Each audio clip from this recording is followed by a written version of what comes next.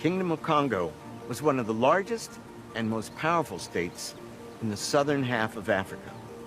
From the capital, Mbanza, Congo, a densely settled and well-administered city lying south of the Congo River, a king presided over a highly stratified society that covered some 50,000 square miles.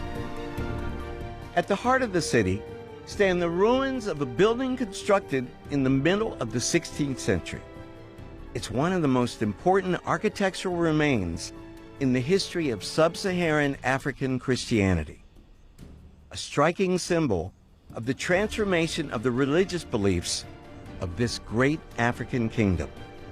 It's the Cathedral of Sao Salvador. What did you think when you first heard that there was an African cathedral before the 1600? I couldn't believe it. Tell me about it. The cathedral was built in 1549. And it's an incredible thing. Think about having a cathedral to fulfill the destiny of Christianity in Africa. Do the people here know about this history? Many of the references say the place was a temple that connected to all religions. So that would make sense. It makes sense. The second tale is always the king knew he wanted to be a Christian, and he decided to build this monument to honor this incredible transformation.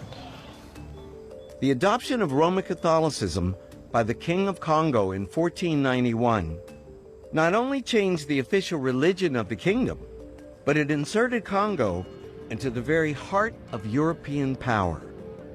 At the beginning of the 17th century, a summary of world rulers prepared in Florence for the education of Prince Cosimo de' Medici listed the leaders of the world's great kingdoms. Alongside the monarchs of such great powers as England, France, Japan, and China was King Alvaro II, the King of Congo. The ruler of a powerful African kingdom converts to Roman Catholicism in 1491, sends his own ambassadors to the royal court of Portugal and to the Vatican, and one of his successors in Shakespeare's time is listed as one of the world's great rulers. How could every school child not be taught this about the history of the great African continent?